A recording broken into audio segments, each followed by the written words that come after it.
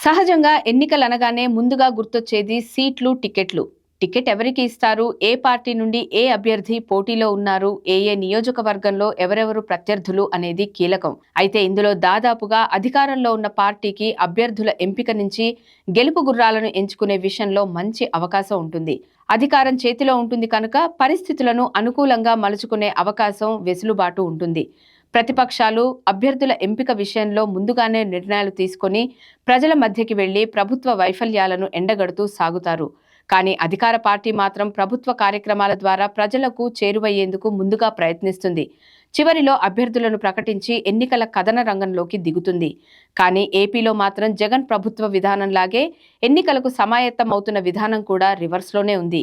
తొందరపడి ఒక కోయిల ముందే కూసింది అన్నట్లుగా ఇక్కడ సీఎం జగన్మోహన్ రెడ్డి తన ప్రభుత్వ కార్యక్రమాలు, ప్రజలకు చేసిన మేళ్లు, సంక్షేమం, అభివృద్ధి వంటి వాటి విషయంలో చెప్పుకునేందుకు ఏమీ లేకపోవడంతో ముందుగా అభ్యర్థులు ఎంపికపై దృష్టి పెట్టారు. భారీ స్థాయిలో సిట్టింగుల మార్పునకు శ్రీకారం చుట్టారు. అధికారికంగా ఓ 11 మంది సిట్టింగులను మార్చేశారు. ఇంకా చాలా మందిని మార్చే అవకాశం ఉందని చెబుతున్నారు. అయితే ఆ మార్పులను ప్రకటించే ధైర్యం చేయలేకపోతున్నారు.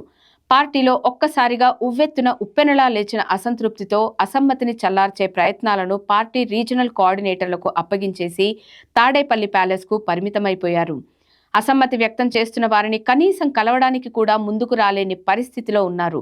మాజీ మంత్రి, సీనియర్ నాయకుడు డొక్కా వరప్రసాద్ వంటి వారే బహిరంగంగా జగన్ను ఓసారి కలిసి మాట్లాడే అవకాశం ఇవ్వండి అని వేడుకుంటున్నారంటే వైసీపీ పరిస్థితి, జగన్ పరిస్థితి ఎంత దయనీయంగా ఉందో అర్థమవుతుంది.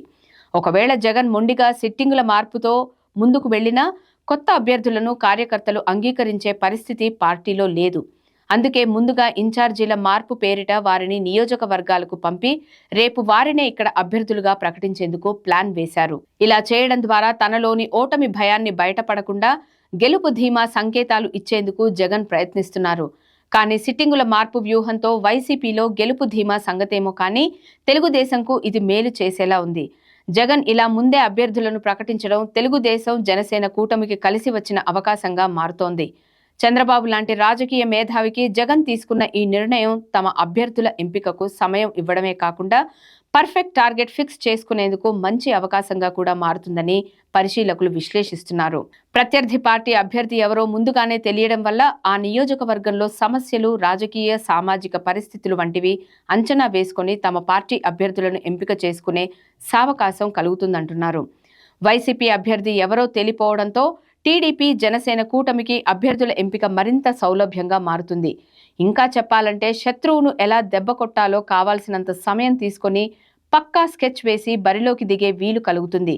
ప్రత్యర్థి బలం, బలహీనత ముందే తెలియడంతో టీడీపీ, జనసేనకు ఎదుర్కోవడం మరింత సునాయాసమైపోతుందని విశ్లేషిస్తున్నారు.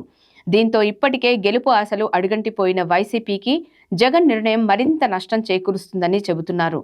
మొత్తం 175 నియోజకవర్గాల్లో జగన్ మార్పులు చేర్పుల దిశగా దూకుడుగా, అంతకు మించి మొండిగా కూడా ఉన్నారు. ఐపాక్ టీం చెప్పిందో లేక సొంత సర్వే సంస్థలు చెప్పాయో, ఇంటెలిజెన్స్ నివేదికల ఆధారంగా చేస్తున్నారో కానీ దాదాపు 90 మంది సిట్టింగులను మార్చేయాలని జగన్ నిర్ణయించుకున్నట్లు వైసీపీ వర్గాలు చెబుతున్నాయి. వైసీపీ తరపున బరిలో నిలిచే వారి సత్తా ఎంత, వారి ఆర్థిక పరిస్థితి ఏంటి, కుల, మత, సామాజిక పరిస్థితులు వంటి కీలక విషయాల ఆధారంగా కాస్త ఆలస్యమైన టీడీపీ, జనసేన అభ్యర్థులను ప్రకటించనున్నారు. అందుకే టీడీపీ, జనసేనలో అభ్యర్థుల కసరత్తు కోసం ఎలాంటి తొందర కనిపించడం లేదు. ఎలాగో వైసీపీ అభ్యర్థులు ఎవరో రానున్న రోజుల్లో తేలిపోతుంది కనుక అప్పుడు అన్ని విషయాలను పరిగణలోకి తీసుకొని గెలుపు గుర్రాలను నిలబెట్టేందుకు టీడీపీ, జనసేన వేచి చూసే ధోరణి అవలంబిస్తున్నాయి. మొత్తం మీద జగన్ తొందరపాటు, ఓటమి భయంతో పడుతున్న తడబాటు ఏపీలో ఆ పార్టీ పుట్టి ముంచి తెలుగుదేశం విజయానికి రాచబాట వేస్తున్నారని పరిశీలకులు విశ్లేషిస్తున్నారు.